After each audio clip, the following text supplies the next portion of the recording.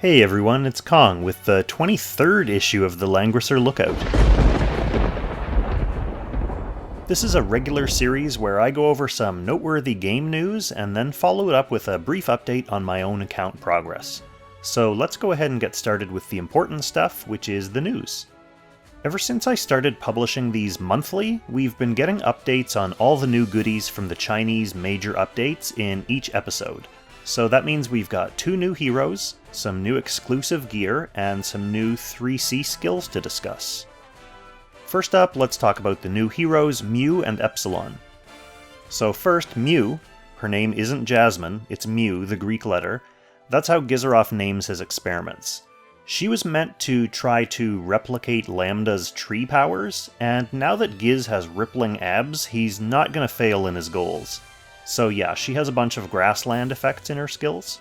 One highlight is when she kills someone, she turns them into, basically a summon unit that you get to control for a couple of turns.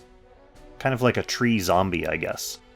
2 highlight is that she has a teleport skill that lets you teleport an ally to any grassland or forest tile on the map. So Mew might be our new chest-chasing champ. And then we have Epsilon, another Greek letter guy, this one created by Gizaroff to be able to wield Alhazard. He's supposed to be a refinement on Omega and Sigma, who were his previous sword-wielding experiments. Epsilon looks like he must have been successful enough because he comes with the second Meteor Strike faction buff. He also does a lot of mean assassin stuff in general. He gets increased crit rate and crit damage, melee soldiers attacking at range, additional range and movement when he has a faction buff, a guard-ignoring 3C skill, and he has a 1-cost passive that makes him unable to be targeted if there are no allies nearby. That's on a cooldown obviously, but it's still a pretty sneaky skill. Obviously we'll get into more detail on these characters when their Should You Summon episode comes up in a few months. For new exclusive gear, it's Healer Month. Florentia gets a helmet that gives soldiers an additional 10% damage reduction, and it also gives her a talent token at the start of battle and whenever an ally dies. People are joking that this kind of makes Florentia a Mythical Realm faction healer because she can use the death of Gizaroff's summons to feed her those extra tokens. The other gear is for Wheeler, and it's also a helmet.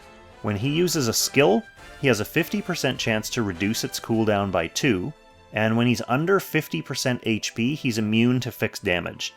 This is one of those classic, just in case you don't have enough Tenyo's headdresses helmets. And finally on to the new 3C skills, Silverwolf gets a pretty basic guard-ignoring skill, and Kirikaze also gets a fairly standard single-target attack. It has a passive component that gives him 30% damage reduction if he outskills the opponent. Both of these skills are fairly straightforward for a modern 3-cost skill. They do get a couple little token effects thrown in, but other than that they don't do anything too game-changing for these characters. The prize 3C of this batch is definitely Bozel's. He gets a Heaven's Sanction style, self-centered 5-span AoE that also inflicts 2 debuffs. It has 0 cooldown. Yeah. After you use it, it gains additional damage and an additional debuff, but it also adds 1 to its cooldown time, up to a maximum of 2 stacks of all this stuff. So it's a pretty good one. You can use it a few times early at the start of the battle, and as it ramps up a little bit, it goes on to a still fairly generous 2-turn cooldown. Being a 3-cost skill, it means you can't really run Bozel with his full complement of AoEs, so you do have to be a little bit more judicious with his skills, but I think that's fine. Oh yeah, it's also worth mentioning that there will be a new fancy dress Florentia skin. This is a Macho Lotto skin, but don't worry about your poor stockpiles quite yet, because this one won't be released until September or so. The big news on the PvP front is that the official Apex Arena Season 6 playoffs concluded with an exciting match between Luxid Crossley and Fresh Prince. Luxid came out on top, so congratulations Luxid on becoming the latest Apex Arena champ, and good luck defending the title next season. And speaking of next season, Season 7 is set to start on Saturday, May 15th, so you do have a little bit of time still to get warmed up and get the rust off before your qualifying matches. And speaking of getting the rust off, there's another smallish community tournament being run this coming weekend, beginning on May 8th. with the intention of helping people get warmed up in advance of Apex Arena coming back. And this one is a 32-player tournament playing best of 3 matches. I'm actually not sure if they're all filled up yet or not, but there's more information on their Discord server. I'll pop the link in the description below the thumbs up button. If you can't get in, you'll probably at least be able to watch some really interesting matches. Okay, so that's it for the news, so let's move on to a brief Kong update for May 3rd. It's not a big update this month because there hasn't been any Apex to play, so there hasn't been as many moving parts for me to screw around with, and I don't really get gear anymore.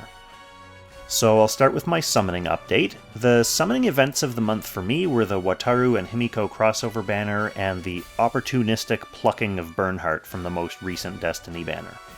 I did get Himiko at Pity, classic, and I also managed to pick up Wataru, and I got an off-banner Hilda to boot, so that banner wasn't too bad for me as far as luck is concerned.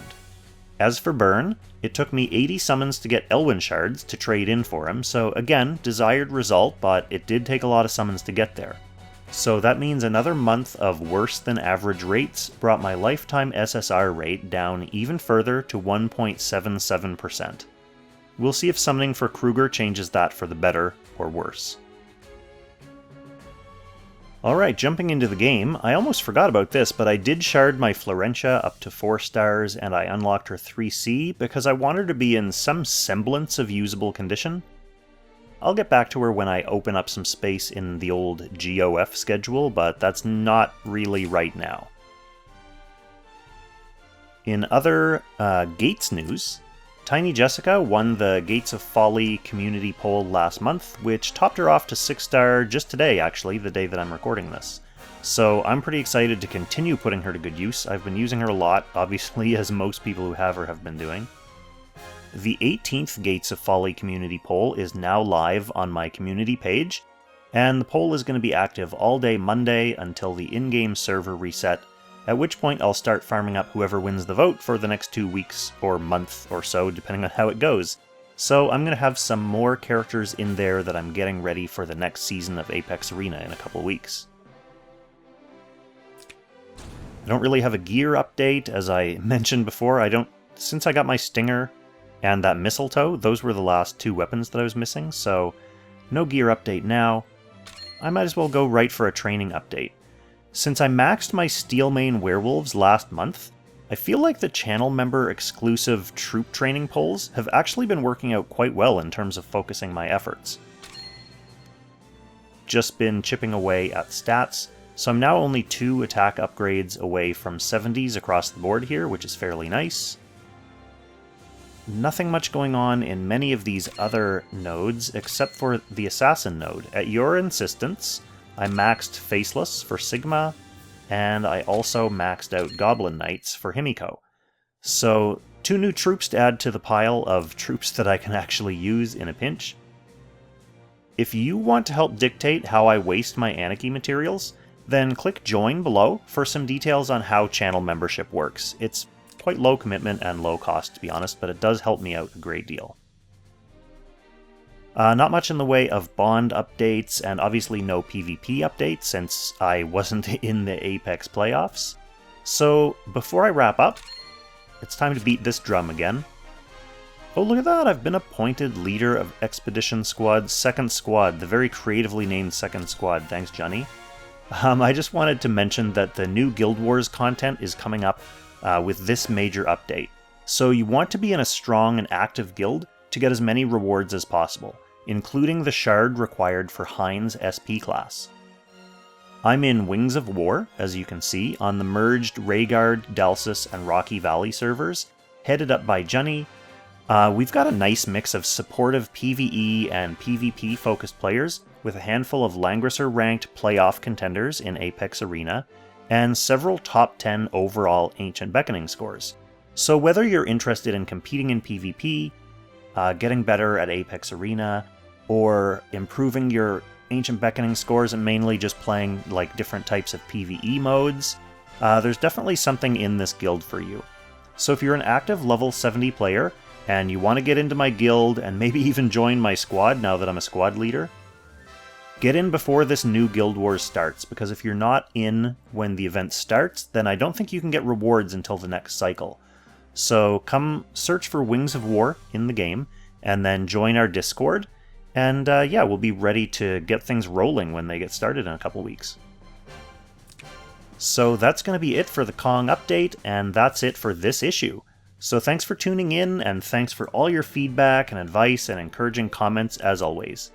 Stay tuned for the next episode of Should You Summon later this week, and then I'll catch you in the next Langrisser Lookout.